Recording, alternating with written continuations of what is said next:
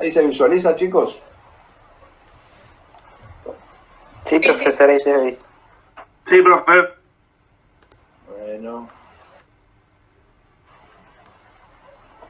Bueno, esto lo habíamos visto. Habíamos llegado hasta, si mal no recuerdo, hasta por acá. Aquí me parece. Ya habíamos hecho, bueno, podemos empezar por acá de nuevo, a repasar un poquito este tema. ¿Estamos de acuerdo? Habíamos llegado a la ecuación de Euler, pero como esto es importante, quisiera darle un poquito de nuevo, ¿no? Para que, no la parte de cómo surge la fórmula, sino conceptualmente a qué está referida esta fórmula. Esta fórmula está referida al caso ideal. Está referida a un caso ideal. ¿Qué quiere decir que es un ideal? Bueno, justamente que tiene algunas hipótesis que se cumplen aproximadamente. Y esas hipótesis están descritas ahí. Material linealmente elástico, ¿no? Es ilimitado.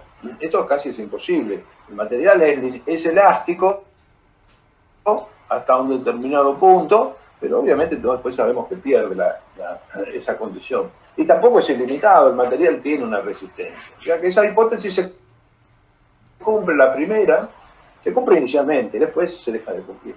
Bueno, módulo de constante, lo mismo. Material homogéneo isótropo, bueno, ahí más o menos se acerca.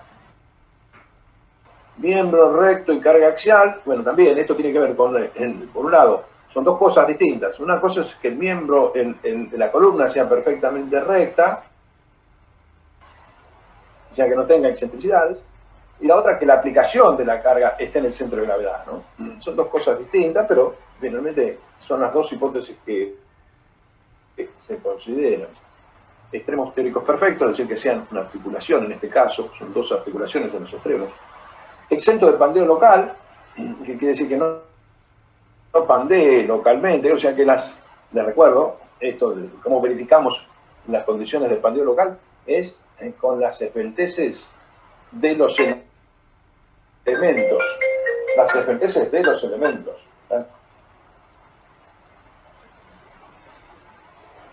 Discúlpenme, me llamaban por teléfono.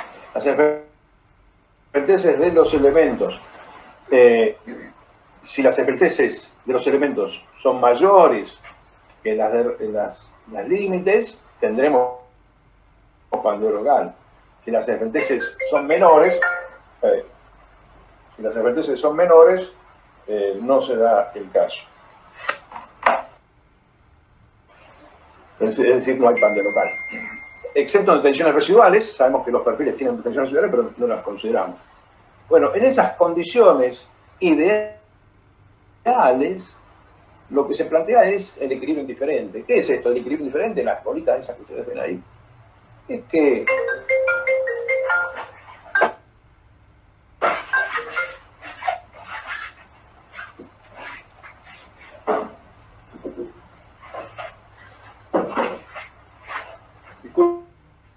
disculpenme que me llamaban por teléfono, no sé. Empiezo a dar clase y me llaman todos por teléfono, estoy solo. Bueno, decía, equilibrio estable, indiferente e inestable. Estamos en un equilibrio indiferente, estudiamos el caso de equilibrio indiferente, porque es el límite entre el estable y el inestable. Entonces, justamente, lo que queremos saber es el límite. Y en ese límite, entre lo estable y lo inestable, lo que se da es el estado de equilibrio, pero con la condición de que hay otras soluciones que están en equilibrio que son distintas a la solución inicial. Por eso la bolita esa del centro puede estar ubicada en otra posición y cumplir con el estado. Es decir, yo produzco una deformación, la bolita cambia de posición y encuentra un estado de equilibrio en otro lugar. Lo mismo sucede, imaginemos en la columna. Yo tengo la posición inicial recta, que es la que se plantea para la columna, y puedo encontrar un estado en equilibrio de esta posición en estado deformado, distinta a la inicial. Si encuentro esta posición, es el caso de que voy a tener la carga crítica porque estoy en el límite de esa cuestión. bajo esas condiciones planteo el equilibrio de momentos. Momento interno es igual a momento externo. El momento interno está planteado por la ecuación de la elástica, resumido exclusivamente en la rigidez flexional. En esos términos, si uno plantea el momento interno, es J mínimo por la derivada segunda de la elástica, lo está dando el momento interno. Y el momento externo en cada punto de esta condición deformada es la carga P por su deformación eta en cada lugar, y por esto está este segundo. Bueno, planteado así, tenemos una ecuación en la cual la derivada segunda es igual a la integral multiplicado por un valor alfa al cuadrado en cambio de signo. Este valor alfa toma este valor, que son constantes, porque obviamente E es una constante, J es una constante, tenemos inercia constante en toda la longitud de la columna, y P es una constante, entonces alfa es una constante. Entonces, tenemos una relación entre la derivada segunda y la integral atravesada por una constante. Esta es la solución a esta ecuación, es una ecuación de la respuesta a esta ecuación, es una condición sinusoidal, ¿no? Porque la derivada segunda del seno vuelve a ser el seno, ¿no? Y la del coseno obviamente lo mismo. Lo que tenemos que determinar son las constantes de borde C1 y C2 a partir de las condiciones de borde. Bueno, para x igual a 0, este igual a 0, es decir, para este punto, C2 es igual a 0, o sea, nula esta ecuación. Para x igual a L, este punto, x eta igual a 0, se plantea esta segunda ecuación. C1 de seno alfa L es igual a 0. Esta ecuación, C1 de seno alfa L igual a 0, se cumple cuando C1 es 0. Cuando C1 es 0 y C2 es 0, es la condición recta. Se cumple entonces para seno de alfa L igual a 0. Seno de alfa L igual a 0 se da cuando el valor puede ser que alfa L sea 0. En ese caso no puede ser a que alfa L sea 0 porque esto es una constante. Sería 0 si P es 0, pero no es el caso que está buscado, que P sea 0. Por lo tanto, se daría el caso de que alfa L fuese pi, 2 veces pi o 3 veces pi para que el seno sea 0. Bueno, en esas condiciones la solución es esta. Alfa L igual a pi. Reemplazando el valor de alfa, que lo habíamos visto acá en esta ecuación, finalmente tenemos la ecuación de Euler.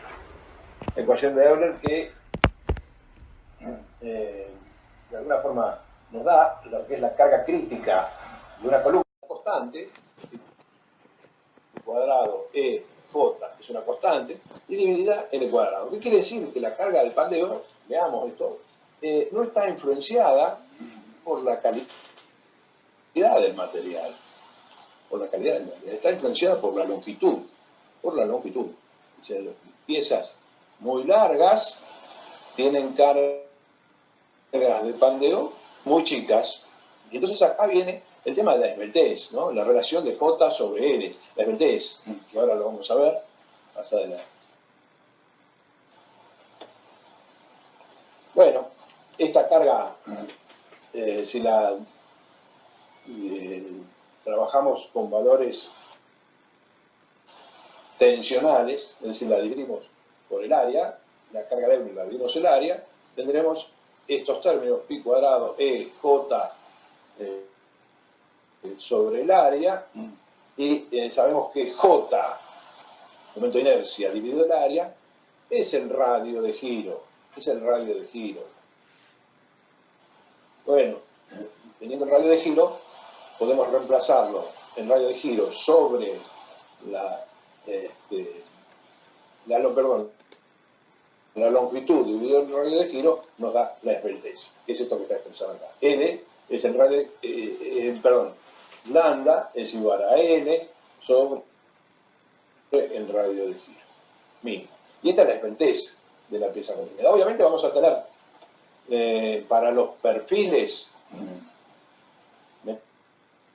metálicos que tienen dos ejes principales, tenemos un J máximo y un J mínimo. Un J respecto al eje de mayor inercia y un J de menor inercia.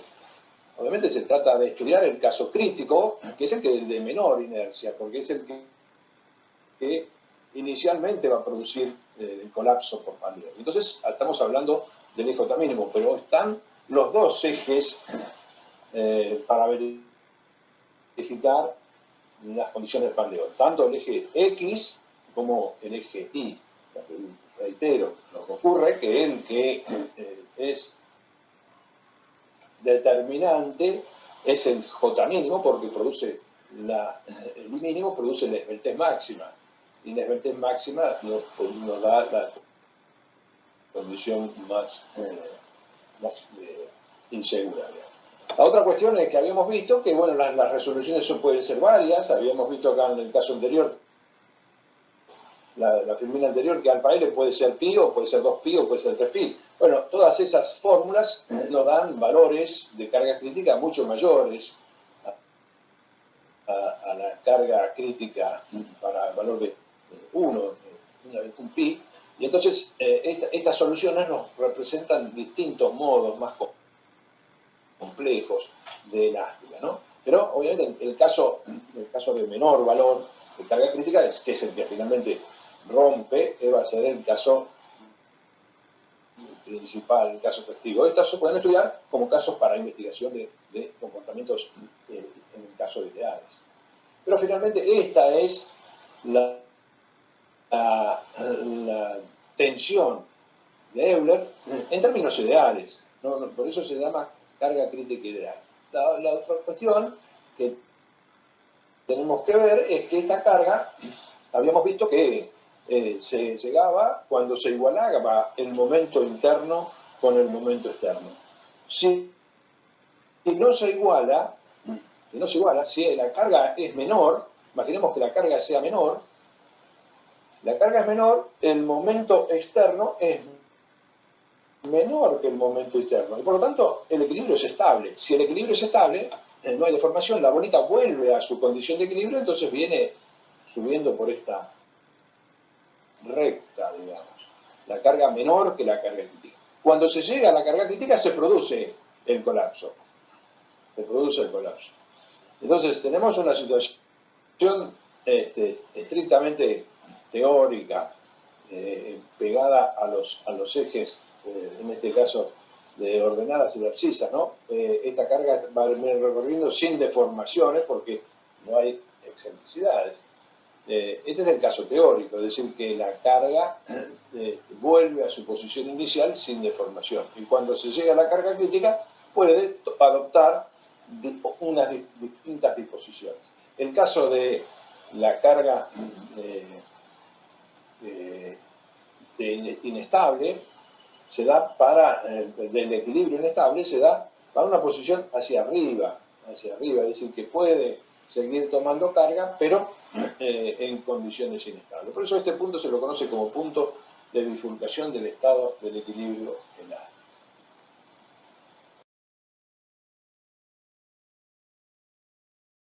No se puede trabajar con barras mayores de 200.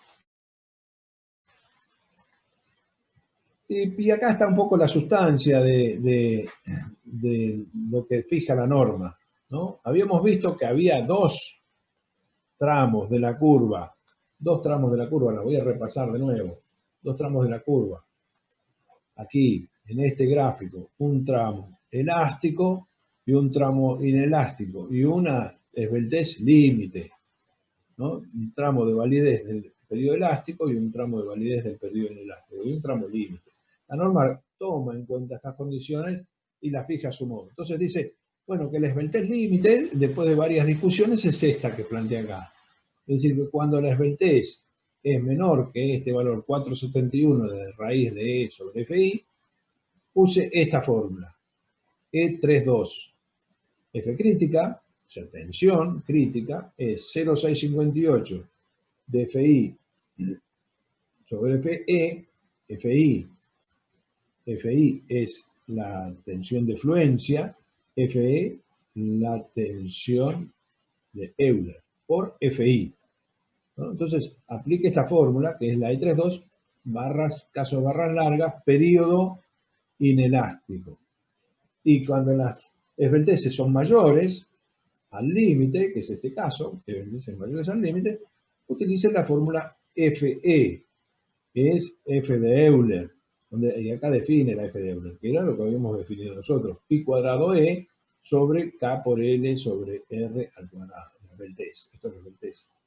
Es decir, fíjense que la castiga un poquito 0,877, la castiga un poquito para considerar, bueno, algunas irregularidades en las condiciones constructivas de la barra, porque les recuerdo que esta FE, tensión de Euler, estaba calculada para las condiciones ideales. Y las condiciones ideales, bueno, en la práctica algunas se cumplían, otras no tanto. Por lo tanto, bueno, la gente de las especificaciones se cubre un poquito acá a no aplicarle. Le aplica un coeficiente menor que 1, 12, 13% menos. Entonces aparece este coeficiente 0,877 por FE para el periodo elástico. Entonces, vuelvo. Para el periodo elástico la fórmula E33, para el periodo inelástico la fórmula E32. Determinan la F crítica y una vez que determino la F crítica multiplico por el área transversal, para obtener el P nominal. Este es el P nominal que a su vez lo tengo que multiplicar por el phi para tener el P de diseño.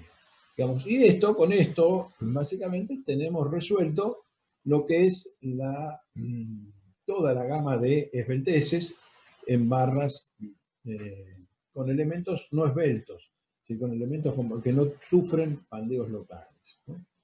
Pero vuelta, hay que verificar los dos ejes principales de inercia, ¿no? Tanto el eje X como el eje Y. Obviamente el radio, la esbeltez máxima va a ser la condicionante, y aplicar la fórmula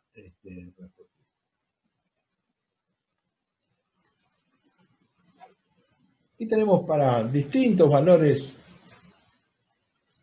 de los tipos de acero, ¿no? Para los distintos valores de tipo de acero, distintos valores de tensiones de fluencia del acero, FI, y los valores límites van cambiando. Obviamente los valores límites van cambiando. Pero les puedo decir una cosa acá, que, bueno, Euler, o sea, el tramo de barras largas, ustedes se fijan acá, la tensión de Euler no depende del tipo de acero. O sea, por más que yo ponga un acero de mejor calidad, no mejoro las condiciones de la tensión crítica, al menos en este tramo. No dependen las condiciones críticas. En el otro tramo sí, acá sí. En la E32 obviamente aparece la tensión de fluencia FI, pero en el E33 no aparece la tensión de fluencia. Aparece nada más la tensión de Euler. Y la tensión de Euler es función de la esbeltez. Entonces, bueno, acá se dan las curvas, las esbelteces límites para los distintos valores de tensiones de fluencia. Y, bueno, obviamente yo puse acá una condición de máxima. ¿Cuándo se da la máxima eficiencia en una columna? En esta columna, ¿cuándo tengo la mejor eficiencia? Bueno, cuando yo tengo las mismas esbelteces en los dos ejes. El lambda X igual a lambda Y. ¿Cuándo se da eso? Cuando estas relaciones son iguales. Bueno, ¿cuándo es más eficiente? Bueno, para caños redondos, ¿no?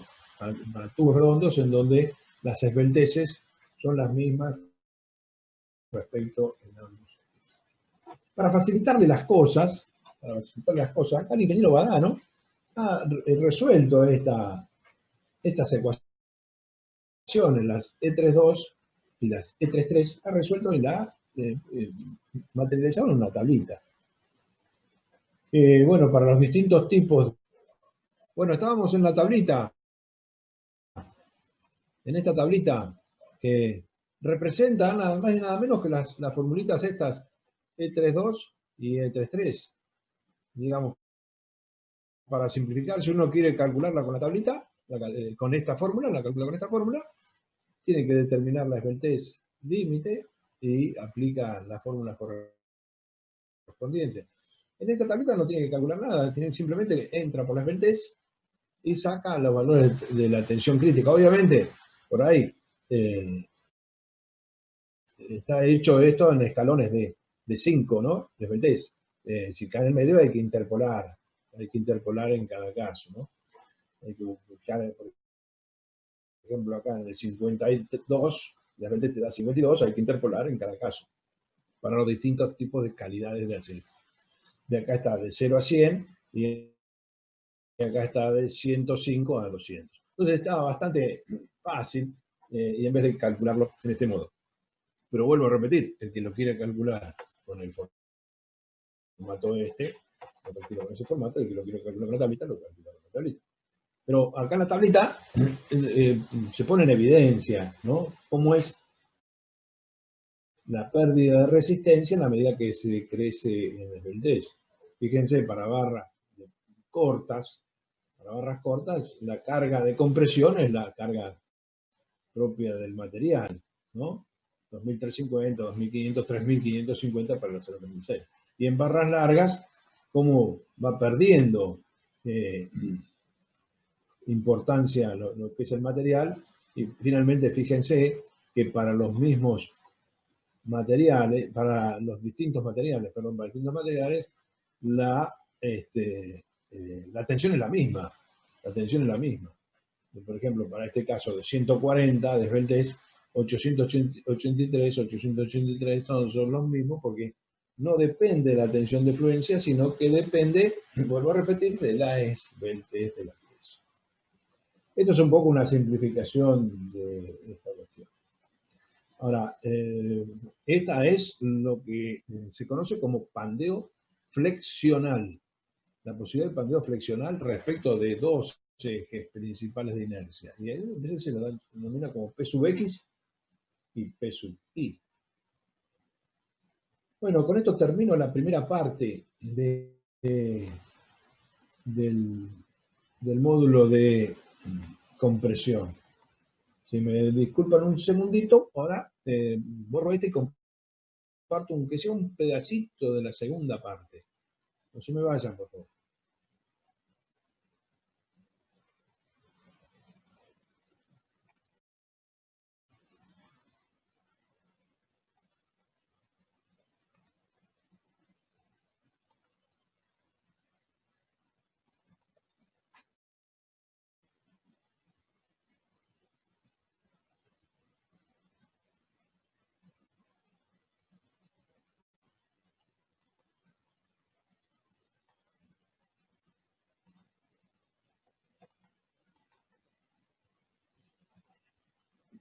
¿Lo ven? ¿Ven la pantalla, chicos? Segunda parte.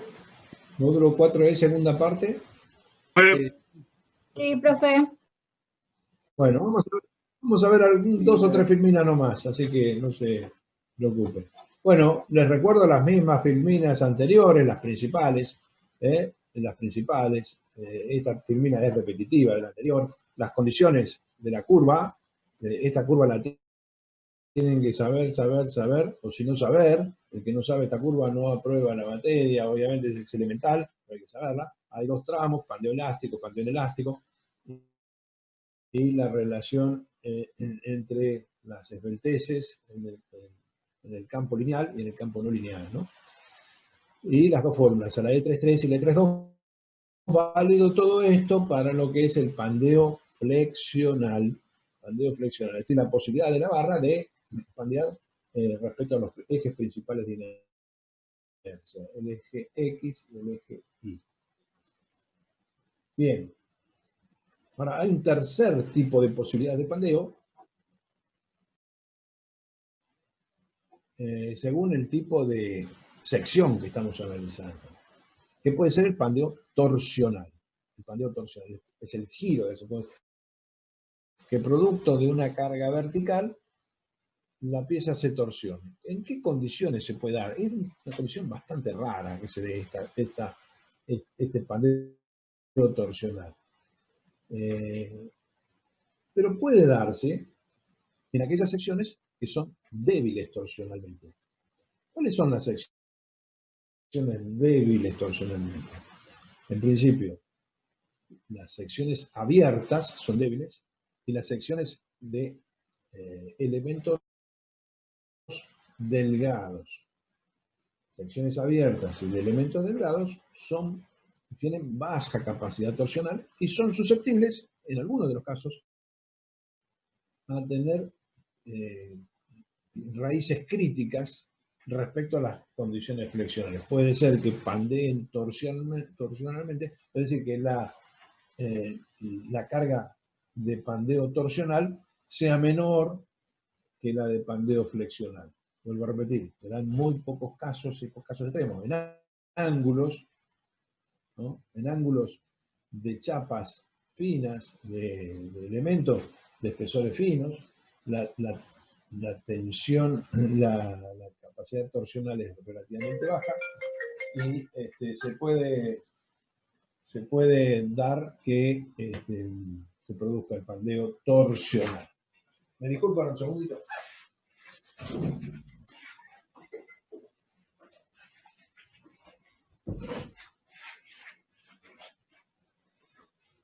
Bueno, está accidentado hoy el tema.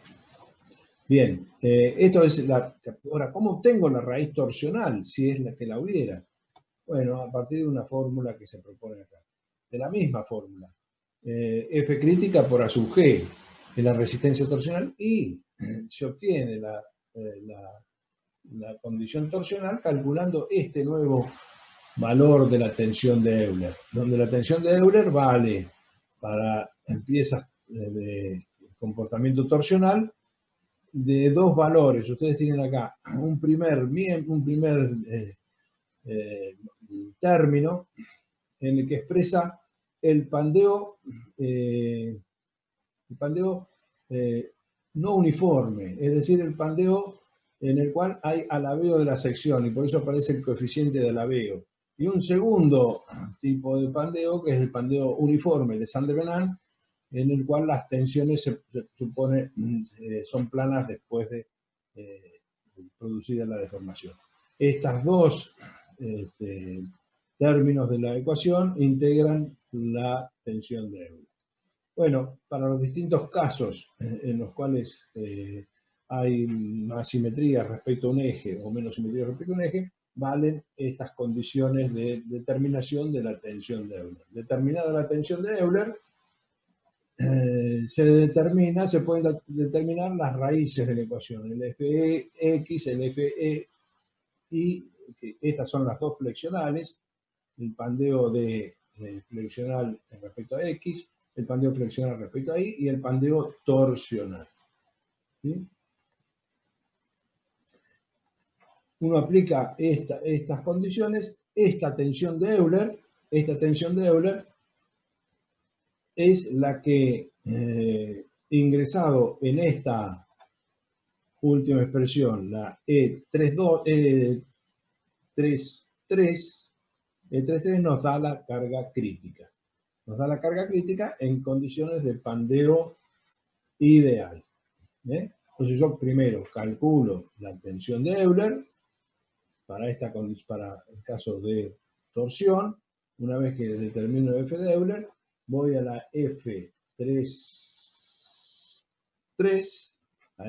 la E33, la fórmula E33, perdón, que me está expresando 0,877 de la F de Euler, y determino la tensión crítica. ¿Sí? Hay unos casos particulares que son los casos de los ángulos, que muchas veces hay que considerar una excentricidad efectiva, pero digamos, yo dejaría acá, lo que yo les quería que ustedes no dejen de prestar atención son estas tres raíces que se deben calcular para el pandeo de piezas de miembros a compresión. Dos pandeos flexionales y un pandeo torsional. El pandeo torsional, vuelvo a repetir, en muy pocos casos, a mí nunca se me dio un caso de que tenga una inestabilidad torsional, pero puede haber algún caso extraño, sobre todo, vuelvo a repetir, en ángulos de chapas de espesores chicos puede presentarse en barras relativamente cortas, donde el pandeo flexional no se presenta. En esos casos puede ser que en algunos casos sea determinante el pandeo torsional. En la mayoría de los casos, obviamente, el pandeo flexional es el determinante. Ahora, todas estas cuestiones son para el análisis de las columnas en las cuales los elementos que la componen son compactos, es decir, no hay pandeo local, Por lo tanto, todo lo que hemos visto acá es exclusivamente para pandeo local. Le doy como una cuestión para iniciar el comportamiento, cómo se puede mejorar el funcionamiento de las piezas comprimidas, haciéndolas funcionar en conjunto, dos secciones, ¿no? Por ejemplo, ustedes tienen acá dos perfiles UPN unidos de distinta conformación, como en este puente. Ustedes ven esta columna diagonal, cómo funcionan estos dos elementos con un eje que se denomina X, que corta material, y por lo tanto se lo denomina eje material, y un eje Y que no corta material. Entonces, bueno, esto es muy usado constructivamente y se resuelven una variedad de situaciones en la práctica con perfiles con secciones compuestas. Tanto secciones compuestas de dos perfiles como de cuatro, ¿no? Acá tienen el caso de una columna con 4 elementos, los cuales hay de alguna forma una separación entre ellos, y acá están los dos ejes inmateriales. ¿Qué quiere decir? Que estos dos ejes no cortan material. Bueno, acá obviamente los perfiles no están simplemente dispuestos uno al lado del otro sin uniones intermedias. Los perfiles tienen enlaces, como se ve acá en esta figura, tienen enlaces o cartelas, se llama cartelas, dispuestas a una longitud obviamente menor y múltiplo de la longitud, a veces 4, 5 veces, 7 veces de la longitud, un cuarto o un quinto o un sexto de la longitud total de la pieza, son las longitudes. Ahora, tienen un funcionamiento que vamos a verlo en la clase que viene, pero bueno, incluso las tablas de perfiles trabajan sobre este tipo de elementos para determinar y favorecer y ayudar al cálculo de los valores de inercia respecto de los distintos ejes. Acá, por ejemplo, en este caso, en esta tabla se muestra para este conjunto de perfiles, de dos perfiles, bueno, para los distintos perfiles, cuáles son las inercias respecto al eje X, que son invariables para un perfil dado, y cómo va variando las inercias cuando este perfil se coloca desde la posición que están juntos, A igual a 0, hasta una A determinada. Entonces hay toda una serie de variación de las inercias en I, el módulo en I y el radio de giro en I, que vienen dados en estas tablas que ayudan a calcular. Entonces, podemos conseguir para alguna separación A determinada inercias relativamente semejantes para los dos ejes, de modo que la carga crítica sea relativamente parecida, porque de nuevo, la columna es el determinante, la condición de pandeo en el caso de la esbeltez máxima. Si yo tengo igualdad de radio de giro, voy a tener una mejor condición. Bueno, en estas situaciones es lo que vamos a ver un poco la clase que viene, el desarrollo de estas columnas que se llaman columnas compuestas. Yo no sé si hay alguna duda, pero si no yo dejaría por acá porque ya se está terminando el tiempo nuevamente.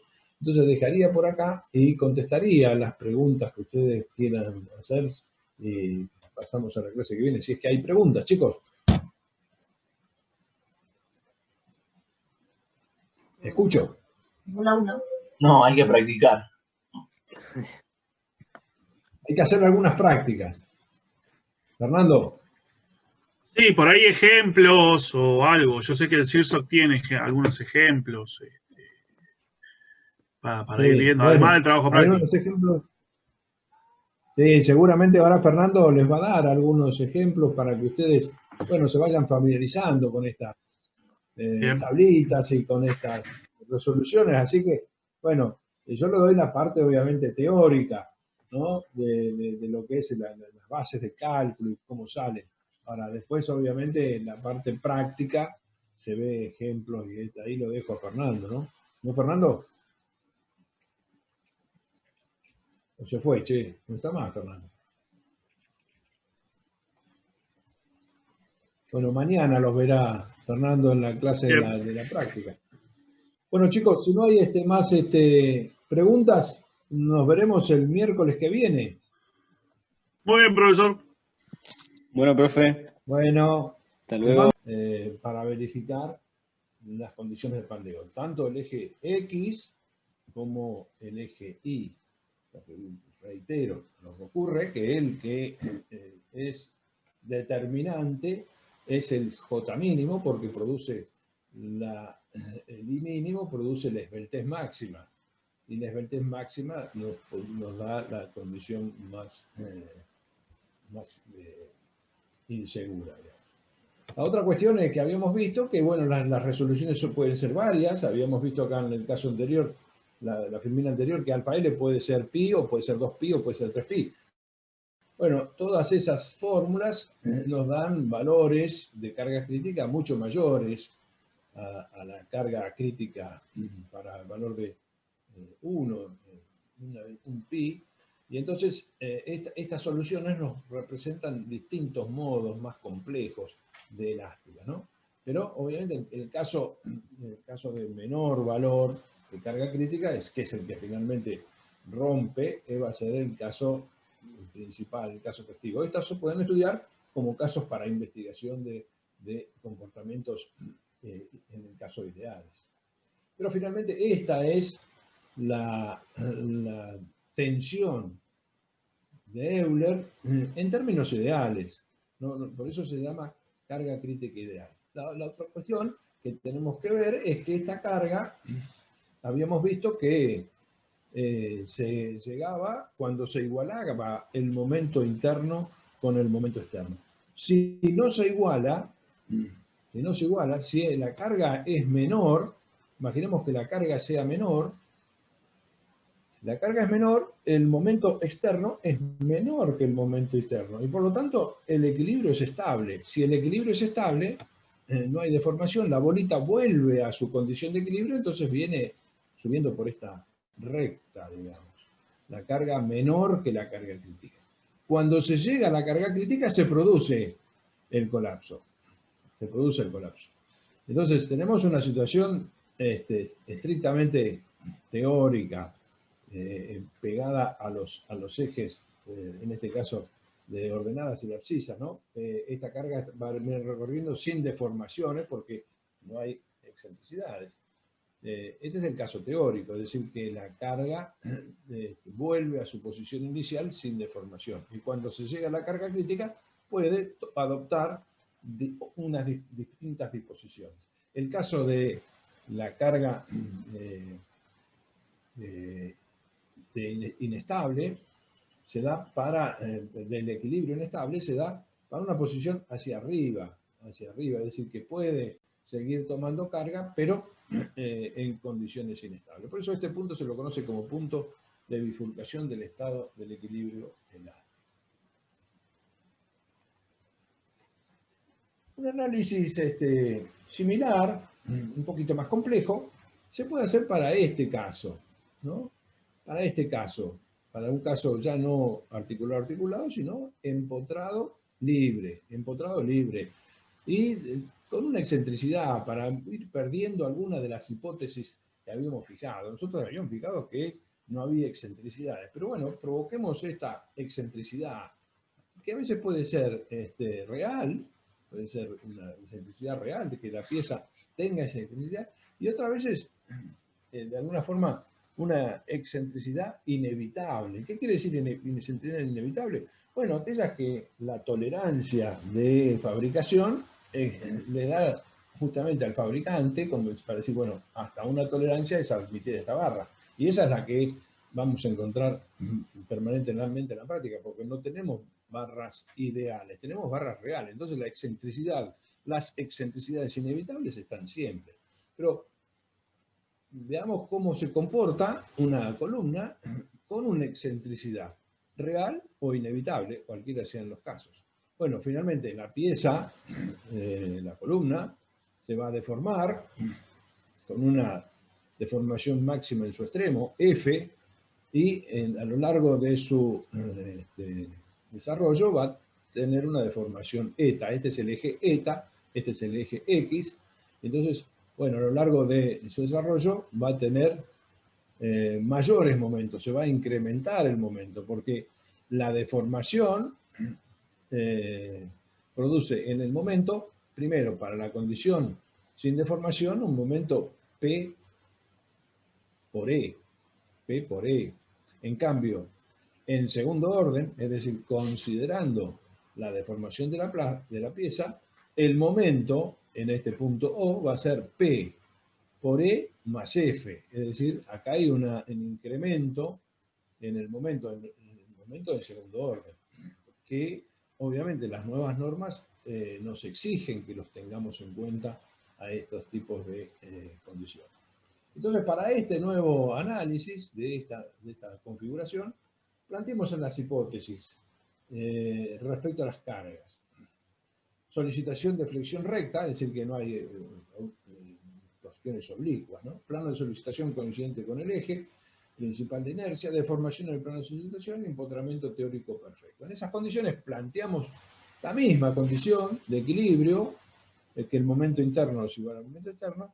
Y bueno, para esta condición, como tenemos esta excentricidad, ya no es P por eta, el momento externo, sino que tiene esta conformación.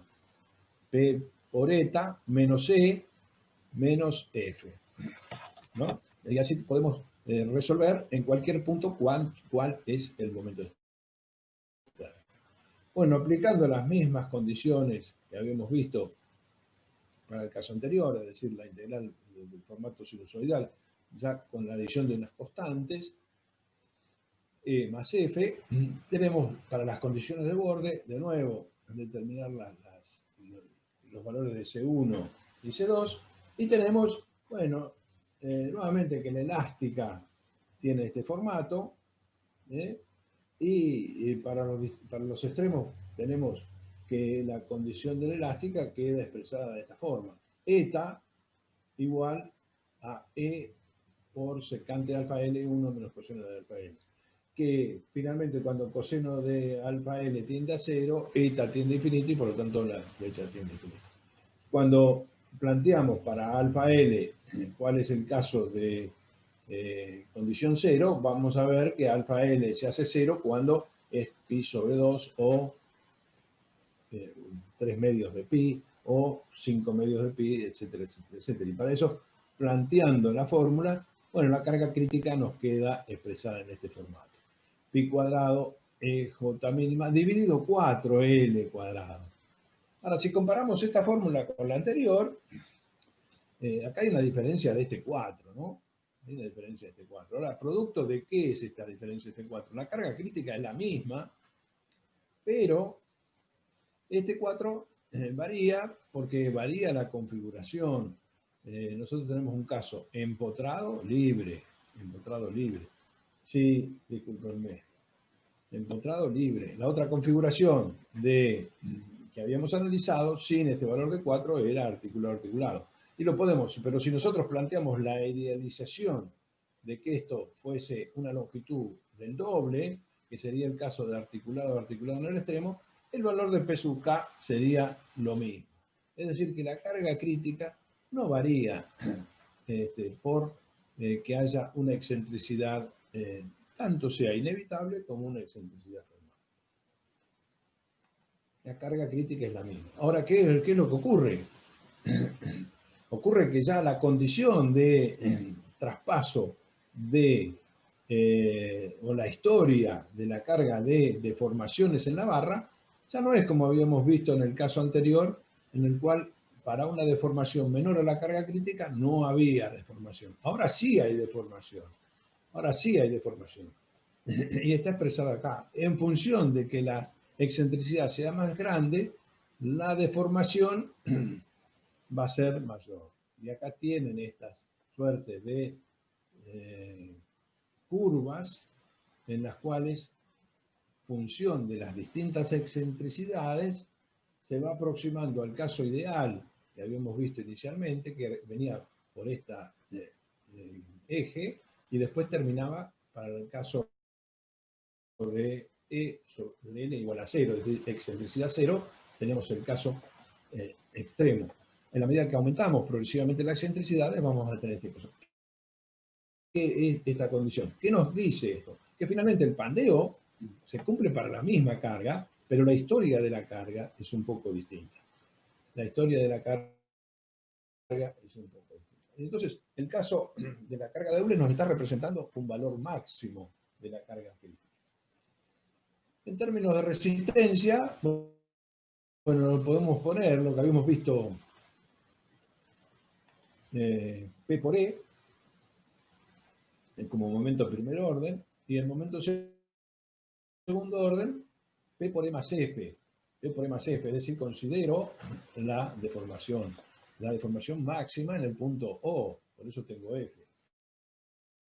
Si yo considero este F de la ecuación anterior, puedo reemplazar E más F por E sobre coseno de alfa L, y entonces la ecuación me queda en este término. Entonces, para la tensión o la tensión última o la tensión admisible, el planteo de la ecuación en segundo orden en formato tensional está dado por esta ecuación resistente.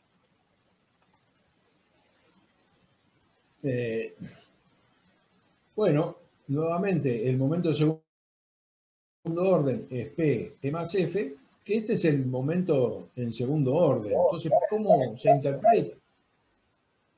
¿cómo se interpretan las fórmulas? Para simplificar esta condición, porque esta es una variante F, que no me conviene tenerla expresada en este formato. Conviene poner en general un coeficiente de amplificación, P por E por un coeficiente de amplificación. Y el coeficiente de amplificación, bueno, considerarlo como esto que ustedes tienen acá, 1 sobre 1 menos P sobre P de Euler. O sea, cuando P es muy chico respecto a P de Euler, esto no tiene importancia. Ahora, cuando P se acerca a P de Euler, bueno, esto se incrementa en forma importante. Entonces, esta es la fórmula que tienen incorporada los software de cálculo para determinar las cargas críticas de pandeo, considerando la condición de segundo orden. Finalmente, y hasta acá habíamos llegado a la clase pasada. Y esto, obviamente, chicos, quiero que le presten mucha atención. Nuestras curvas críticas responden a estas condiciones. Tensión versus esbeltez. Tensión, esbeltez. Esbeltez global. Esbeltez global. ¿Qué es esbeltez global? L sobre R. L es longitud de la barra, R radio de giro, multiplicada por un coeficiente K, que ya lo vamos a ver. Este K tiene en cuenta las condiciones de apoyo. Para K igual a 1, obviamente les recuerdo que es el caso articulado-articulado. Por eso, esta expresión K por L sobre R nos está expresando el valor de la esbeltez, lambda. La esbeltez lambda.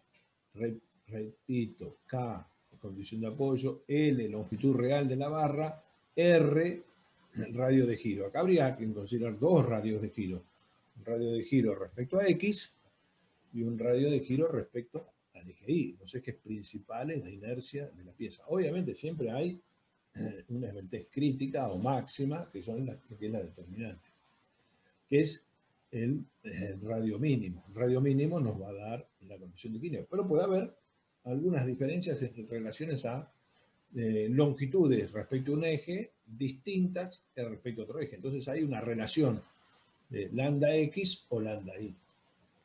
Bien, y entonces acá tenemos dos tramos de estudio. Fíjense que hay un tramo propio de Euler, que es este tramo que se denomina tramo elástico o pandeo elástico, en donde se cumple la forma de Euler tensional, que es pi cuadrado por E sobre la esbeltez al cuadrado. ¿Se cumple hasta cuándo? Hasta el límite de la proporcionalidad. Hasta el límite de la proporcionalidad. Hasta que se cumplen las condiciones ideales. Es constante, la tensión es proporcional a la deformación. Hasta esta condición se cumple Euler. Es decir, Euler se cumple en el tramo elástico. Para esbelteces más chicas, bueno, ya se ingresan las zonas donde se perdió la proporcionalidad, perdón, o se me dispara solo, se perdió la proporcionalidad, el módulo E ya no es el mismo, el módulo E es menor, y se usa el módulo E tangente. Esta fórmula se la reconoce como ejecutada por Engesser, que es el caso de la tensión crítica para el tramo del campo de barras más cortas, o pandeo inelástico. Por eso pandeo inelástico, pandeo en la zona inelástica. Entonces, acá hay un lambda límite en donde se separa el pandeo de Euler, que es el pandeo elástico, o el pandeo de Engesser. Acá está el barra límite, el esbeltez límite, por eso se dicen barras largas, esbelteces mayores a la esbeltez límite, tenemos el pandeo elástico. Cortas, esbelteces menores a las esbelteces límites, se cumple el pandeo inelástico, donde se reemplaza, fíjense, la única reemplazo es el E por el E tangente. Obviamente este E tangente es complicado porque hay que poner punto a punto, entonces tenemos un proceso iterativo, ¿no? Respecto al valor de K, bueno, acá tienen los valores de K para cada caso, para cada extremo. En primer caso, K para el caso empotrado. K vale 0,5. Al rigidizar más, reduce el valor de la longitud de pandeo. Y entonces vale 0,5. El caso empotrado articulado, 0,7. En rigor 0,71, raíz de 2 sobre 2 será. Este caso para pórtico desplazable, empotrado, 1. El caso testigo, articulado vale 1. Y el caso empotrado libre, K igual a 2. Estos son los valores teóricos. Los valores recomendados por la norma, bueno, son estos que ustedes tienen acá abajo. La norma siempre se pone del lado de la seguridad, porque tiene que ver con las cuestiones constructivas, que muchas veces, bueno, los apoyos teóricos pueden a veces no cumplirse tan exactamente, entonces propone algunos criterios más conservadores. Bueno, ¿qué pasa con los pórticos? Porque estos que acabamos de ver, lo que acabamos de ver son para barras. Estas barras, que suponemos que en un extremo tiene una condición y en otro extremo tienen otra, ¿no? Acá está empotrado, acá está empotrado. Y así sucesivamente. Está libre, acá está empotrado. Bueno, ahora, ¿qué pasa en el caso de los pórticos? ¿Cómo consideramos estos valores de K para los pórticos? Bueno, vuelvo respecto a los tipos de pórticos. Entonces, les recuerdo que habíamos clasificado en dos tipos de pórticos. Los desplazables y los desplazables son los que están abajo, perdón. Los desplazables son estos. Y los indesplazables. Les recuerdo que los indesplazables son los que tenían una estructura como esta, específicamente para tomar las cargas horizontales. Entonces, este toma las cargas horizontales. Al tomar las cargas horizontales, esta rigidización axial es importante y entonces no produce una deformación de los puntos en el sentido horizontal, los puntos A y B. Por lo tanto, estos puntos quedan indeformables. En cambio, en estos pórticos, este punto es deformable y al ser deformable, bueno, tengo un desplazamiento. Y por lo tanto, los valores de K para los pórticos son distintos para este caso que para este caso. Entonces, primero, para determinar los valores de K, analizo con qué pórtico estoy trabajando. Una vez que sé con qué pórtico estoy trabajando, bueno, acá hay unas tablas que nos permiten calcular o determinar el valor de K en esos casos. Acá la tabla de la izquierda es para el desplazamiento lateral impedido, es decir, pórticos indesplazables. El de la derecha, desplazamiento lateral permitido, pórticos desplazables. ¿Cómo funciona esto? Hay que calcular un valor de G en un apoyo y el otro G en el otro apoyo. Tiene que ver G sub A y G sub B. G sub A es la sumatoria de las inercias respecto a las longitudes concurrentes al nudo que estoy trabajando de las columnas, dividido las inercias versus las longitudes de las vigas. Calculo esta situación y determino este G sub A. Para este caso, para este otro caso, y en la intersección, en la unión entre los dos, obtengo un valor de K. Por ejemplo, en el caso que tengo